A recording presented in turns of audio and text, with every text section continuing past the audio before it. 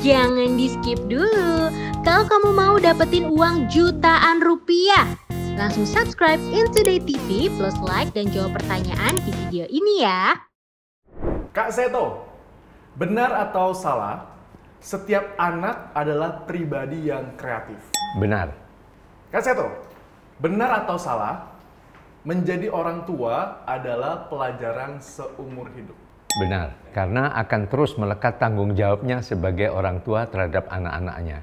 Kak Seto, benar atau salah, anak korban perceraian cenderung tidak ingin menikah saat dia dewasa? Salah, karena justru ada yang menjadikan sebagai pelajaran berharga dalam kehidupannya nanti.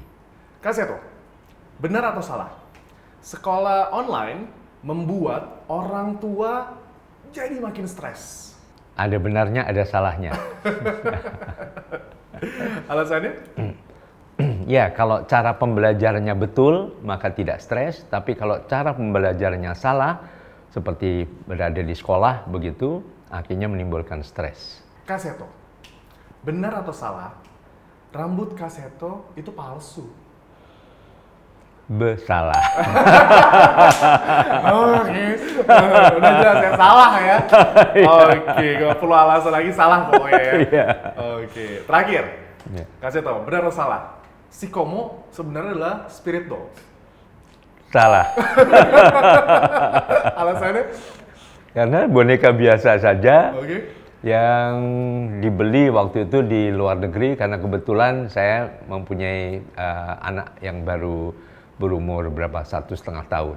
Oh, Gitu.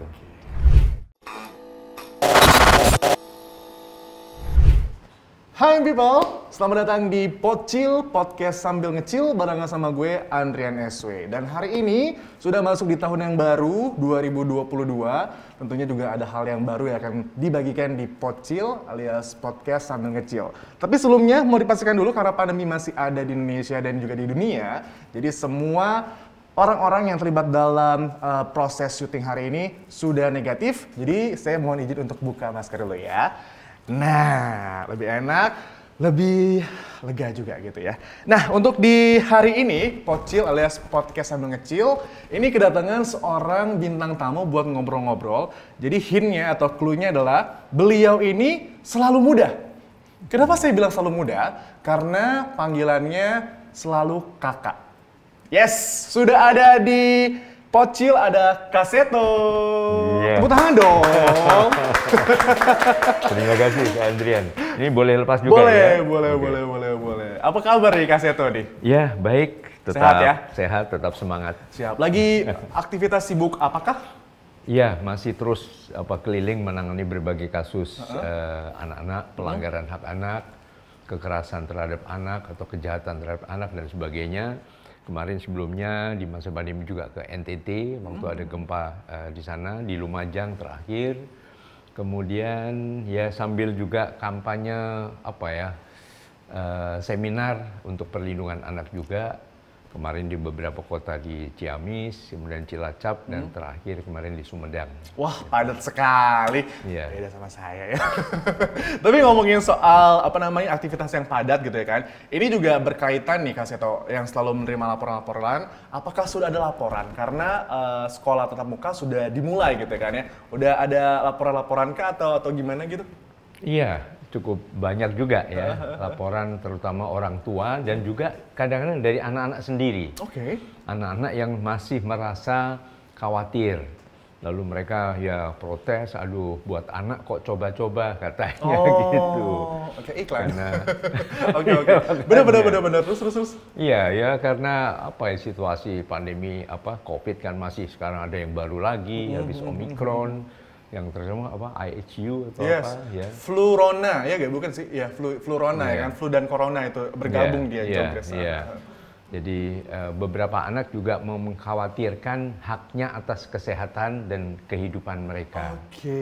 Gitu. Jadi ada beberapa yang sudah menikmati belajar secara daring. Oke. Ada, tapi juga ada beberapa yang ingin segera pembelajaran tatap muka secara begitu. langsung. Iya, tetapi ya mohon bertahap, jadi tidak langsung 100% dan sebagainya. Itu cukup banyak laporan minta tolong sampaikan dong kepada Mas Menteri dan sebagainya begitu. Tapi kalau Kak Seto sendiri ngelihat nih ya dengan adanya sekolah tatap muka katanya 100% sekarang gitu ya. Apakah itu cukup efektif di tengah yang istilahnya kondisi pandemi COVID yang selalu muncul dengan varian-varian baru seperti ini, Kak Seto? Iya, ya mungkin kalau kita lihat dari peringkat hak anak-anak ya. Pertama kan hak hidup. Jadi anak tetap dijamin tetap hidup. Dan kedua adalah hak sehat. Artinya jangan sampai terpapar penyakit apapun juga, apalagi ya virus yang sangat berbahaya ini yang bisa menimbulkan kecacatan, kerusakan organ tubuh dan sebagainya. Nah, ketiga adalah hak pendidikan. Jadi apa ya? Pendidikan bagus, tapi kalau kemudian sakit, ya setelah sakit juga mungkin kalau sampai terlanggar haknya untuk hidup ya, sampai akhirnya meninggal. Nah, itu kan tentu rawan terhadap pelanggaran hak anak, begitu. Tapi kalau ngomongin soal sekolah tatap muka, sebelumnya juga ada istilahnya sekolah secara daring alias online gitu. Ini bisa dibilang ada efeknya, ada plus, ada minus, ya kan? Terutama untuk anak-anak di sekolah dasar, SD. Ya kan? Kalau misalnya Kak Seto lihat sendiri, bisa dijelaskan nggak sih melihatnya ini plus minusnya apa gitu terhadap sekolah daring atau online ini? Iya. Saya mengambil catatan dari Kementerian Pemberdayaan Perempuan dan Perlindungan Anak. Itu salah satu dampak dari sekolah daring ini 13% anak-anak mengalami depresi. Gitu. Bahkan ada yang tekanan jiwa sampai dirawat di rumah sakit jiwa, ada yang sakit mata, kemudian lalu ya seperti saya pakai kacamata. Iya, saya juga pakai kacamata nih. Padahal sekolah daring, terus. Iya. Nah, ini tentu bukan sekolah daringnya yang salah ya, tapi cara pembelajaran yang salah. Karena sebagai contoh saja, sudah dimulai sekitar 15 tahun yang lalu yang sudah mulai populer semacam demikian ya. Jadi sekolah tidak harus tatap muka, tapi bisa jarak jauh, bisa daring, tapi bisa kombinasi keduanya, kadang-kadang ke sekolah, kadang-kadang di rumah. Nah, ternyata cukup banyak yang berprestasi gitu. Ya karena materi pembelajarannya tidak dilakukan dengan cara seperti sedang berada di kelas. Jadi anak dia menatap layar, guru berbicara terus, teorinya bertumpuk-tumpuk dijejalkan kepala anak. Nah, kadang-kadang sering ya tidak efektif seperti itu. Belum kalau susah sinyal, belum kuota habis, belum satu gadget atau laptop dipakai bergantian. Kakaknya, kadang-kadang bapaknya yang work from home, gantian dong, gantian. Nah, ini sering menjadi kendala begitu. Jadi caranya yang harus diubah sebagaimana yang sering dikembangkan dalam yang populer dulu dengan istilah homeschooling. Ya, not just school at home, tapi schooling yang homey. Jadi sekolah yang tapi serasa dalam rumah yang penuh persahabatan, tidak ada kekerasan, tidak ada pelototan mata dan sebagainya. Iya, itu cara yang tepat dijelaskan oleh Kak Seto. Tapi yang sekarang lebih tepat adalah caranya kita boleh istirahat dulu kali ya. Boleh, Kak Seto, boleh. Ya. Cheers boleh ya. Cheers. Yes. Yeah.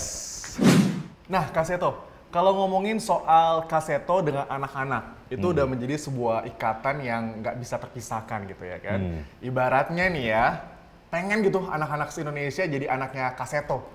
Ya gak sih? Gitu ya. Tapi Kak Seto suka gak sih kayak istilahnya kayak nargetin atau istilahnya kayak bilang ke anak-anaknya, kamu cita-citanya harus jadi dokter, kamu cita-citanya harus jadi polisi gitu. Karena yang aku rasain gitu ya sendiri secara pribadi, atau juga kebanyakan orang atau in people juga lagi nonton, kadang-kadang orang tua itu kerap memaksakan anaknya menjadi sosok orang sesuai dengan cita-cita dari orang tua. Nah, gimana tuh? Ya, kalau zaman dulu mungkin masih oke ya, seolah boleh-boleh saja. Tapi zaman sekarang itu adalah pelanggaran hak anak. Gitu. Artinya salah satu hak dasar anak adalah hak berpartisipasi atau hak didengar suaranya. Jadi berpartisipasi menentukan kegiatannya ataupun masa depannya. Itu adalah suara anak yang harus dihargai. Dan ini sudah menjadi komitmen internasional juga dalam konvensi hak anak yang dicetuskan oleh PBB, dan kemudian ya tahun 89 waktu itu, tahun 90 Indonesia meratifikasi konvensi itu, dan ini juga konvensi internasional yang hampir semua negara di dunia meratifikasi.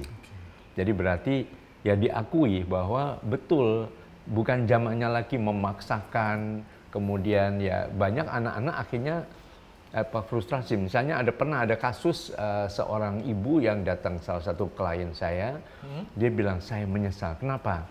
Ini anak saya dari kecil saya paksa harus jadi insinyur, harus ini.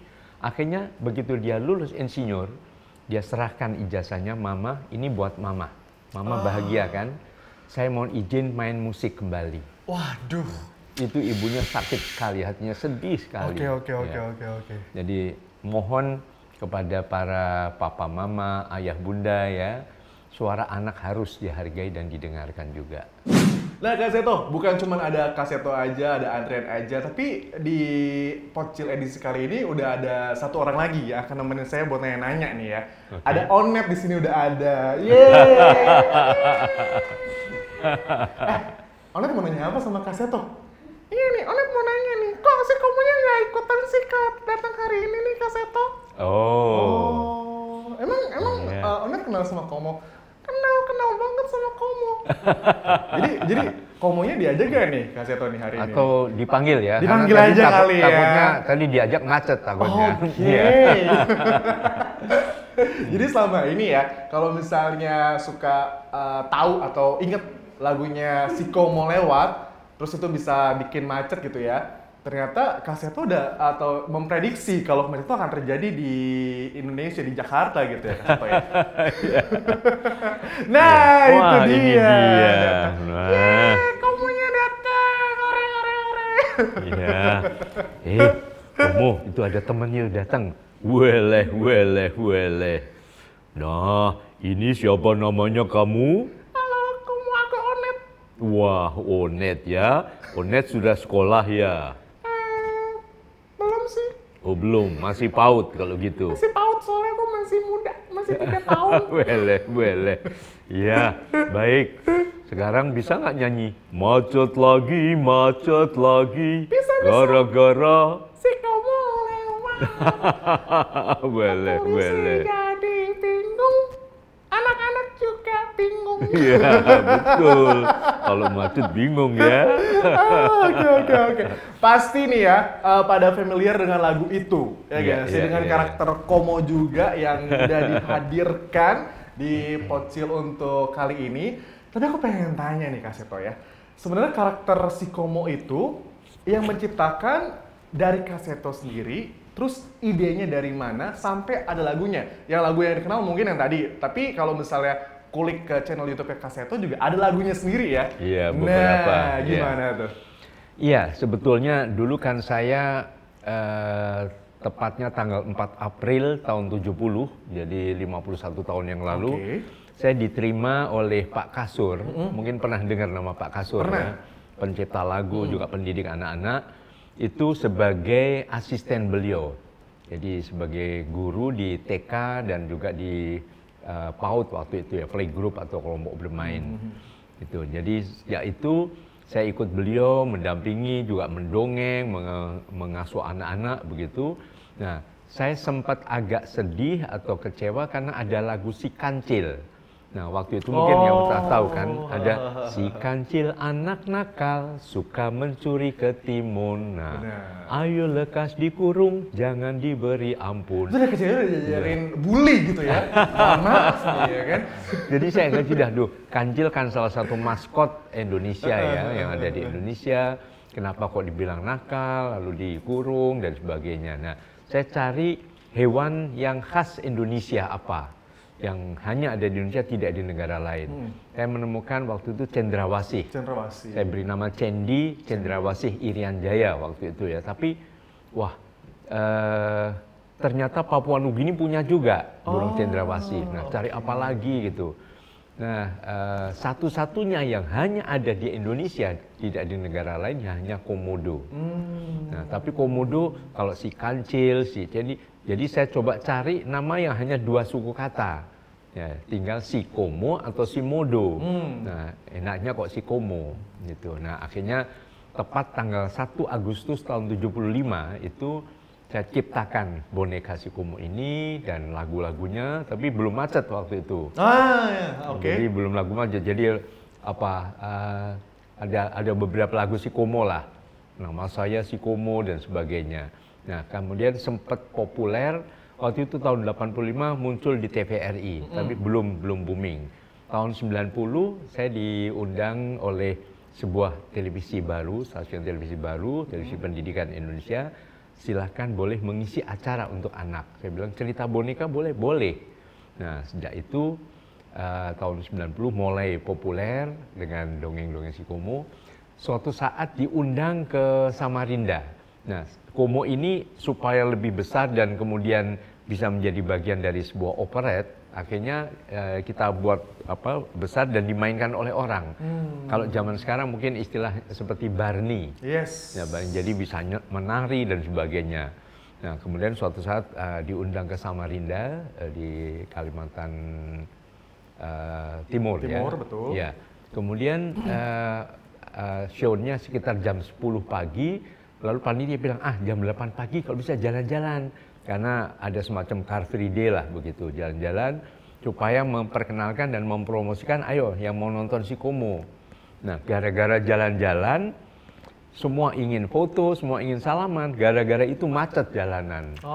Gitu. Jadi akhirnya lahirlah ide gara-gara si Komo lewat, ya jalanan jadi macet. Gitu. Jadi Komo ini bikin macet bukan jalanan Jakarta, tapi jalanan di Samarinda. Iya. Oke. Aku mau tahu dong, Komo sekarang sibuk apa aja sih Komo selain suka bikin macet jalanan? Weleh, iya. Saya juga senang mengajak teman-teman bernyanyi. Nyanyinya lagu anak-anak. Bukan lagu tentang cinta, lagu-lagu orang besar, orang dewasa. Nah, coba siapa namanya tadi? Onet bisa nyanyi lagu anak-anak enggak? Coba nyanyi apa? Balonku aku bisa. Coba 1, 2, 3. Balonku ada 5, rupa-rupa warnanya. Iya. Merah, kuning, kelabu, merah muda dan biru, meletus balon hijau. Tuh, beleh. Udah capek. Ini orang tahu Bandung ya, suruh nyanyi selesai, masa udah capek gitu ya kan. Aduh. Nah ini Bel, selain si Komo yang identik dengan Kaseto, ada satu lagi yang sangat identik dengan Kaseto. Ada yang bisa nebak gak apa? Ada? Rambut. Ya gak sih? Ini kalau misalnya ngomongin soal style rambut dari Kaseto, itu bener-bener dari dulu sampai sekarang nggak berubah gitu ya. Tetap apa ya istilahnya ya, kayak mantep lah gitu stylenya gitu ya kan. Nah tapi kalau ngomongin soal style ini sebenarnya ada inspirasinya sendiri gak sih Kaseto? Dengan polem gitu ya kan. Terus ini loh sebenarnya kayak lebat dan tebal banget gitu ya kan. Sebetulnya apa ya, saya mengambil model ini karena paling mudah disisir, paling dikeramas sebentar, udah begitu kering disisir sebentar udah, jadi ya udah rapi lah begitu ya. Pertama itu. Kedua, saya ini kan bandel sekali waktu kecil. Saya belum pernah melihat anak zaman now yang lebih bandel dari saya waktu kecil. Oh ya? Saya umur 4 tahun, itu udah ya naik ke atas pohon, naik ke atas genting, loncat-loncat, jatuh, kepala di bawah, bocor, dijahit. Nah, akhirnya untuk menutupi jahitannya ini saya tutupi dengan rambut poni ini gitu. Jadi berarti, itu dalam upaya untuk menutupi jahitannya. Dan jujur nggak tahu benar atau salah gitu ya. Kalau aku sih ngelihatnya karena rambut juga, jadi ini Kaseto tuh selalu terlihat awet muda. Nah, tapi punya gak sih resep gitu sehat awet muda ala Kaseto? Iya, resepnya sebetulnya selalu gembira. Selalu gembira. Ya, itu karena mungkin jarang tahu saya ini masuk Jakarta 51 tahun yang lalu ini jadi gelandangan. Nah, mungkin berhubungan dengan tadi yang disampaikan Mas Andrian ya. waktu itu sempat pokoknya kalau sukses itu dokter atau insinyur, dokter insinyur itu. Memang setelah ini kakak saya insinyur, saudara kembar saya dokter. Nah, saya akhirnya memaksa diri juga jadi dokter juga gitu. Ternyata saudara kembar saya diterima di kedokteran Erlangga, waktu itu saya tidak, saya gagal. Jadi saya malu sekali ya. Saya coba lagi daftar ke UI, ke Gajah Mada, dan ke Undip di Semarang. Gagal juga. Nah, saya kembar kan, namanya kembar kan sering dibanding-bandingkan. Wah, kamu nggak sukses, kamu gagal, kamu ini. Nah, saking malunya, akhirnya saya dalam bahasa Perancisnya minggat gitu. Itu bahasa Prancis ya? Saya kabur ke Jakarta dari Surabaya. Ya udah, saya pikir Jakarta tuh menjanjikan begitu ya. Namanya nggak punya temen, nggak punya saudara. Ya udah, akhirnya begitu sampai, ya udah bengong begitu. Akhirnya nyari tempat yang sepi. Saya ya jadi gelandangan selama 7 bulan. Jadi udah biasa tidur di atas sampah. Ya. Waktu di Blok M masih belum seindah sekarang ini. Tempat sampah di situ lah. Ya, jadi kuli pasar, jadi kadang-kadang nukang, tukang batu dan sebagainya. Nah, setelah itu saya cari kerjaan jadi office boy, kemudian akhirnya saya dapat rumah yang saya melamar jadi pembantu rumah tangga. 7 tahun saya jadi pembantu rumah tangga. Nah, tapi itu tadi karena karena itu tekad saya, saya harus mandiri. Waktu ditanya teman-teman kapan pulang, kalau saya sudah berhasil saya baru balik. Gitu. Waktu itu saya tulis surat panjang lebar ke ibu saya mohon maaf, saya belum ada WhatsApp dulu nih, mohon maaf nih. Ya. Tulis surat juga nggak ada balasannya karena nggak jelas mau dibalas kemana kan gitu. Tapi yang penting ibu saya udah tenang aja, saya tetap sehat. Gitu. Nah itu saya temukan resep resep bahagia di situ bahwa bukan hanya materi ya, tapi perasaan hati yang selalu penuh rasa syukur. Nah, dengan prinsip gembira tadi, gembira ini singkatan dari huruf GEMBIRA. Oke, boleh coba dikasih tahu ke in people nih. G adalah gerak. G gerak. Jangan mager. Oke. Ya, jadi saya push up tuh sampai sekarang masih 80 kali nonstop. Gimana? Push up masih 80 kali nonstop. Ya. Wah, oke.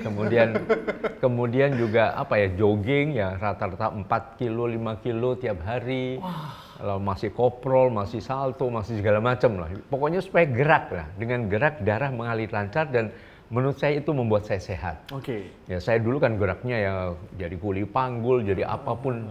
Pokoknya dengan gerak lebih sehat dan lebih kuat. Emosi cerdas. Emosi cerdas. Jadi marah boleh.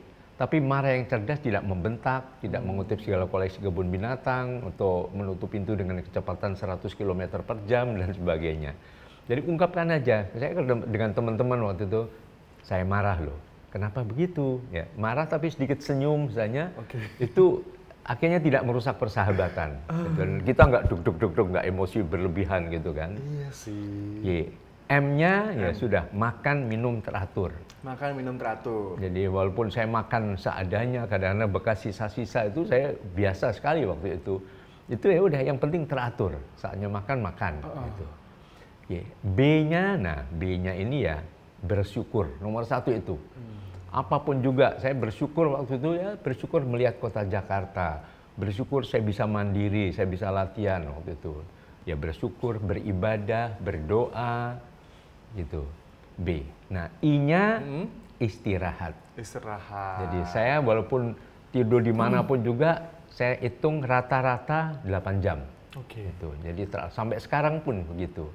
Jadi kalau misalnya kadang-kadang kurang waktu, harus keluar kota misalnya ya, di atas pesawat udah langsung tidur.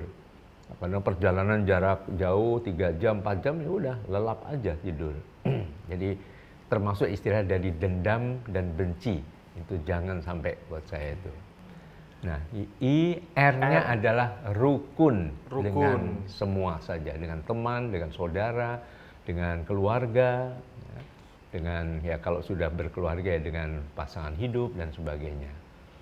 Gembir, nah, A-nya adalah tetap aktif berkarya. Itu.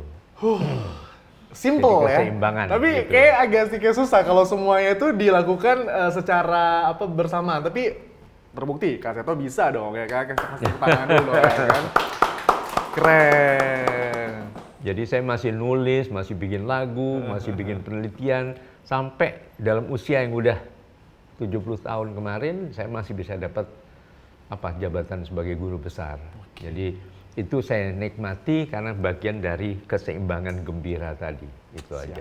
Harus selalu gembira, itu kuncinya. Masa pandemi kayak gini in people, walaupun istilahnya udah setiap minggu kadang-kadang level 1, level 2, level 3, balik lagi level 1 gitu ya kan.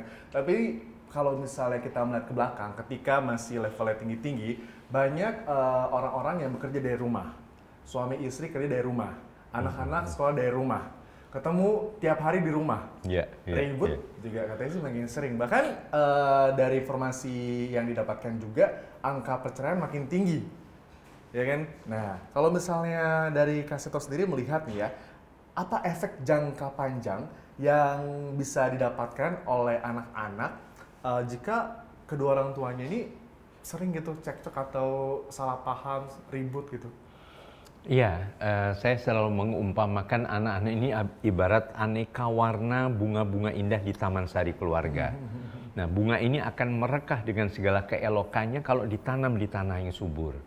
Tanah yang subur, diberi pupuk, disiram dengan penuh kasih sayang dan sebagainya. Nah, anak-anak juga begitu. Kalau suasananya teduh, penuh kemesraan, penuh keakraban, kasih sayang, ya akhirnya mereka akan tumbuh dan berkembang menjadi manusia unggul di masa depan. Tapi kalau ibaratnya tadi kering kerontang, tidak dirawat, ya bahkan kena badai, angin, segala macam, atau dipetikin tangan-tangan jahil, ya akhirnya juga berantakan kan. Nah, jiwa anak juga begitu. Jadi mohon kalau sebagai orang tua ya bukan hanya haknya saja, tapi kewajibannya juga mohon diperhatikan.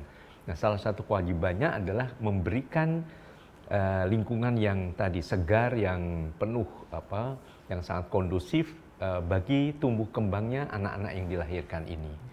Jadi hindari konflik, karena konflik ya apalagi sampai kemudian terjadi perceraian, lalu perebutan hak asuh anak dan sebagainya, ini akan membuat anak semakin tertekan dan bisa menderita, dan ini akan menghambat seluruh proses tumbuh kembang, potensi-potensinya yang seharusnya dia akan menjadi manusia unggul di masa depan nanti. Gitu. Baik lagi seperti tadi sempat dikatakan oleh Kak Seto, huruf R dari gembira itu rukun, ya kan? Nah, betul. Itu dia. Tapi kalau ngomongin soal pertengkaran yang terjadi antara orang tua gitu, kadang-kadang kan ya bisa dibilang akan menimbulkan trauma kepada anak sendiri gitu ya kan? Betul. Bisa aja nih yang terjadi ya, salah satu efeknya adalah si anak nggak sayang atau bahkan membenci orang tuanya, salah satu orang tuanya gitu ya kan. Nah, ada gak sih Kak Seto caranya untuk menyembuhkan si trauma anak ini gitu? Iya, ya memang harus diubah lingkungannya tadi. Jadi ya mohon tadi, ibaratnya setiap pagi nyanyikan lagu kemesraan ini janganlah cepat berlalu. Nah, penuh senyuman, penuh pelukan, keakraban begitu. Dan ya sama perasaan cinta ini ya jangan sampai gersang, ya harus terus dirawat, disirami dengan ya komunikasi misalnya kembangkan tradisi rapat keluarga, pertemuan keluarga. Jadi ibaratnya mungkin diberi nama keren sidang umum MPR. Apa tuh? Majelis Permusyawaratan Rumah gitu.